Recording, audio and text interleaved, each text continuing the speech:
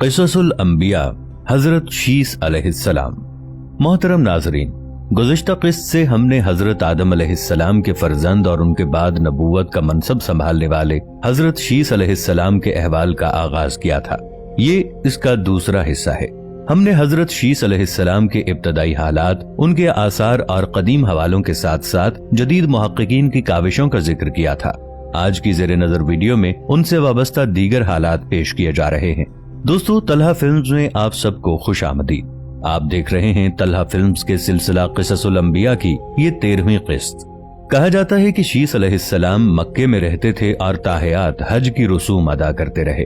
उन्होंने उन सहाइफ को जो हजरत आदम और शीस अलैहिस्सलाम पर नाजिल हुए थे और तादाद में 50 थे, इकट्ठा किया और अपने तर्ज अमल के मुताबिक मुंजबित किया। उन्होंने खाने काबा को पत्थर और चिकनी मट्टी से बनाया। यहाँ ये अम्र पेश नजर रखा जाए कि खाना खुदा की बुनियाद हजरत आदम अलैहिस्सलाम ने रखी थी।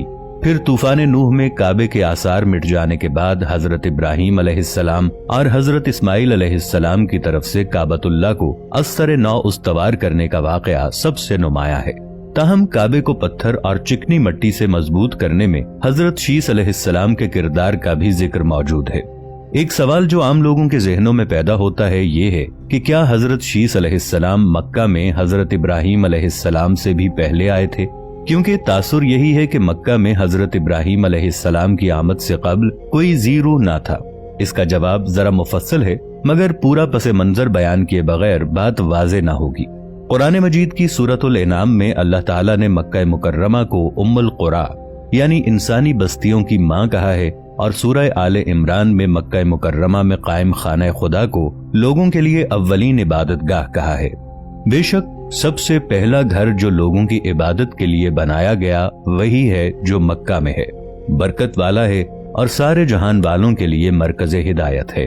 खाना काबा की पहली तामीर मलाइका ने की और फिर जब हजरत आदम अलैहिस्सलाम जमीन मक्का पर तशरीफ लाए तो उन्होंने इसकी दोबारा तामीर की। हजरत उबैदुल्लाह बिन ज़ियाद रिवायत करते हैं कि अल्लाह रब्बुल इज्जत ने अबुल बशर सैयदना आदम अलैहिस्सलाम से फरमाया, ए आदम, आसमान पर जो मेरा घर है इसकी सीध में जमीन पर मेरा एक घर बनाओ, फिर तुम और तुम्हारी औलाद इसका तवाफ करो जिस तरह फरिश्ते मेरे अर्श का तवाफ करते हैं। नबी अकरम सल्लल्लाहु अलैहि वसल्लम ने फरमाया, अल्लाह ताला ने हजरत आदम और हव्वा की तरफ जिब्रील अमीन को भेजा और हुक्म दिया कि दोनों मिलकर मेरा घर बनाओ। इस हुक्म पर सैयदना आदम अलैहिस्सलाम ने तामीर काबा की जो तूफान नूह तक कायम रही। तूफान नूह के वक्त खाना काबा की जगह ऊंचे टीले की तरह रह गई और इसके तमाम आसार और निशानात मिट गए। लोगों को इतना तो याद था कि इस जगह खुदा का घर हुआ करता था, मगर इसकी असल जगह के बारे में कोई यकीन और एतमाद से नहीं कह सकता था। काबा की जगह एक सुर्ख टीला उभर आया था जिस पर सैलाब का पानी चढ़ता रहता। लोग इतना जानते थे कि ये काबे का मकाम है, लेकिन वो जगह का तयन करने से कासिर थे।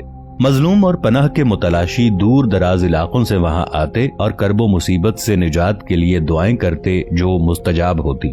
बेमुराद आते और बामुराद होकर जाते।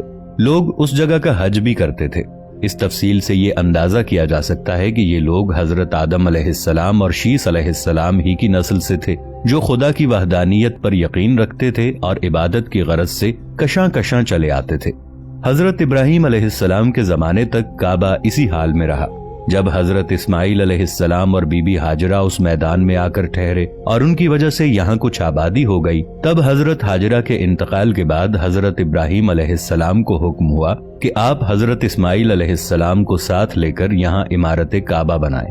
इसकी निशानी इस तरह कायम फरमाई कि एक बादल का टुकड़ा भेजा गया ताकि इसके साए से काबे की हद मुकर्रर कर ली जाए।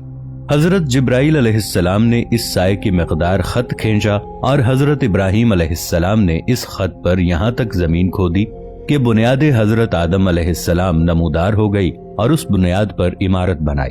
कुरान मजीद की सूरतुल हज में अल्लाह ताला ने इस वाक़े को बयान करते हुए फरमाया, और जब हमने इब्राहीम अलैहिस्सलाम के लिए बैतुल्लाह की जगह का तयन कर दिया कि मेरे साथ किसी चीज को शरीक न ठहराना और मेरे घर को तवाफ करने वालों और क़याम करने वालों और रुकू करने वालों और सुजूद करने वालों के लिए पाको साफ रखना, लिहाजा हजरत शीस अलैहिस्सलाम का अपनी ज़ौजा के साथ मक्का मुकर्रमा में रहना اور بعد میں حضرت ابراہیم علیہ السلام کا اپنی زوجہ اور فرزند کو جنگل بیابان میں چھوڑ کر آنا ممکن ہے۔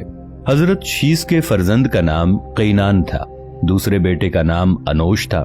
حضرت شیس علیہ السلام لوگوں کو نصیحت فرمایا کرتے تھے کہ سچا مومن وہ ہے جو اللہ تعالیٰ کو پہچانتا ہو، نیک اور بد کو جانتا ہو، بادشاہ وقت کا حکم بجا لاتا ہو، والدین کے حقوق ادا کرتا اور ان کی خدمت کرتا ہو، صلہ رحمی کرتا ہو، غصے پر قابو رکھتا ہو، محتاجوں اور مسکینوں کے ساتھ حسن سلوک سے پیش آتا ہو، گناہوں سے پرہیز کرتا ہو، مصیبت کے وقت صبر کرتا ہو اور اللہ تعالیٰ کی نعمتوں پر اس کا شکر ادا کرتا ہو۔ معارج النبوہ۔ کتب تواریخ میں درج روایت کے مطابق حضرت آدم علیہ السلام کے انتقال کا وقت قریب آیا تو انہوں نے بیٹے حضرت شیس علیہ السلام کو اپنے قریب بلایا اور نصیحت فرمائی کہ اے میرے سعادت مند برخوردار، تم میرے جانشین بنو گے، چنانچہ تم تقوی اختیار کرو اور جب بھی اللہ کا ذکر کرو تو اس کے ساتھ اس کے محبوب حضرت محمد مصطفیٰ صلی اللہ علیہ وآلہ وسلم کا نام ضرور لیا کرو، کیونکہ میں نے ان کا نام عرش پر اس وقت لکھا دیکھا جبکہ میں روح اور مٹی کی درمیانی حالت میں تھا۔ پھر میں نے تمام آسمانوں کا چکر لگایا تو بارگاہ رب العزت میں آپ صلی اللہ علیہ وآلہ وسلم کی شان محبوبیت کا یہ عالم دیکھا کہ نام پاک محمد صلی اللہ علیہ وسلم اللہ تعالیٰ کو اتنا پیارا ہے کہ آسمانوں میں کوئی ایسی جگہ نہیں جہاں یہ نام مبارک نہ لکھا ہو۔ میرے رب نے مجھے جنت میں رکھا تو میں نے جنت میں کوئی محل، کوئی بالا خانہ، کوئی دریچہ ایسا نہ دیکھا کہ جس پر اسم محمد تحریر نہ ہو، لہٰذا تم بھی کثرت کے ساتھ ان کا ذکر کیا کرو، کیونکہ فرشتے بھی ہر وقت اور ہر آن ان کا ذکر کرتے رہتے ہیں۔ حضرت ابو ذر رضی اللہ عنہ کی روایت کردہ حدیث ہے، انسانوں کی ہدایت کے لیے اللہ کی طرف سے 1,24,000 انبیاء مبعوث کیے گئے، جن میں سے 313 رسول تھے۔ نبی کریم صلی اللہ علیہ وآلہ وسلم نے حضرت ابو ذر رضی اللہ عنہ سے مخاطب ہو کر یہ بھی فرمایا، اے ابو ذر، 4 رسول سریانی تھے، یعنی آدم، شیس، نوح اور حنوح علیہم السلام، اور 4 عربی تھے، یعنی ہود، صالح، شعیب علیہم السلام، اور تمہارے نبی صلی اللہ علیہ وآلہ وسلم۔ بنی اسرائیل کے پہلے نبی موسیٰ علیہ السلام اور آخری عیسیٰ علیہ السلام تھے۔ حضرت ابو ذر رضی اللہ عنہ ہی سے روایت ہے کہ آپ صلی اللہ علیہ وآلہ وسلم نے فرمایا، اللہ تعالیٰ نے 100 صحیفے اور 4 مصحف نازل کیے، 50 صحیفے آدم علیہ السلام کے بیٹے اور ان کے جانشین شیس علیہ السلام پر، 10 ابراہیم علیہ السلام پر اتارے جو تمام امثال پر مشتمل تھے۔ اخنوخ علیہ السلام پر 30 صحیفے نازل ہوئے۔ توراۃ، انجیل، زبور اور فرقان یعنی قرآن 4 مصاحف ہیں۔ موسیٰ علیہ السلام کے مصاحف میں نصائح و عبر ہیں۔ طبری۔ قصص الانبیاء میں علامہ ابن کثیر نے تحریر کیا ہے کہ جب حضرت شیس علیہ السلام کی وفات کا وقت قریب آیا تو انہوں نے بھی اپنے فرزند انوش کو معاملات سپرد کر دیے۔ انوش کے بعد ان کا ولی عہد قینان بنا، اس کے بعد قینان کا فرزند مہلائیل ان کا جانشین بنا۔ ایرانی عجمی لوگ انہی کے بارے میں خیال رکھتے تھے کہ یہ 7 ولایتوں کے بادشاہ بنے، اور یہ پہلے شخص ہیں جنہوں نے جنگلات کا صفایا کر کے شہروں اور قلعوں کی بنیاد ڈالی، اور انہوں نے ہی شہر بابل اور شہر سوس آباد کیے۔ ابلیس اور اس کے لشکریوں، جنوں وغیرہ کو بھی مار مار کر انسانی آبادی سے بھگا کر ویرانوں اور گھاٹیوں میں دھکیل دیا۔ ان کا ایک بڑا تاج بھی تھا اور وہ لوگوں کو واعظ بھی فرماتے تھے۔ ان کی بادشاہی 40 سال تک رہی۔ جب وفات کا وقت قریب آیا تو انہوں نے اپنے فرزند اخنوخ کو اپنا جانشین مقرر کیا اور انہیں مختلف کاموں کی انجام دہی کے حوالے سے وصیت کی۔ مشہور اقوال کے مطابق یہی اخنوخ حضرت ادریس علیہ السلام تھے، جنہیں حضرت شیس علیہ السلام کے بعد اللہ نے نبوت سے سرفراز فرمایا۔ حضرت شیس علیہ السلام کی وفات 912 برس کی عمر میں ہوئی اور ان سے منسوب مزارات 3 مختلف مقامات، نمبر 1 غزہ، نمبر 2 عراق کے شہر موصل اور نمبر 3 ایودھیا بھارت میں بیان کیے جاتے ہیں۔ ان تینوں میں سے کس میں حضرت شیس علیہ السلام مدفون ہیں یہ اللہ تعالیٰ ہی بہتر جانتا ہے۔ قصص القرآن معارج النبوہ روح البیان میں ان کا ذکر آیا ہے۔ موصل میں قائم مزار کو عراق جنگ کے دوران شدید نقصان پہنچا۔ بعض روایات کے مطابق حضرت شیس علیہ السلام کا مکہ مکرمہ میں انتقال ہوا اور وہ وہیں سپرد خاک کیے گئے، جبکہ ایک خیال یہ بھی ہے کہ حضرت شیس علیہ السلام کا مزار لبنان کے ایک گاؤں شیس نبی میں ہے، جہاں ان کے نام سے ایک مسجد بھی قائم ہے۔ 13वीं सदी ईस्वी और बाद में आने वाले अरब जोग्राफिया दानों की रिवायत के मुताबिक हजरत शीस अलैहिस्सलाम का मज़ार फलस्तीन के शहर रमल्ला के शिमाल मशरक में वाक़े एक गांव बशीस में था। बशीस दो अल्फाज बैत और शीस का मजमुआ है, जिसका मतलब है कि खाना शीस अलैहिस्सलाम। 1948 में इसराइल के मारज़ वजूद में आने के वक्त ये गांव गैर आबाद हो गया था, लेकिन आज भी यहाँ 3 कोनों वाला मीनार हजरत शीस अलैहिस्सलाम के मज़ार पर कायम है। उनके फात होने के बाद उनके बेटे अनूश उनके जानशीन हुए।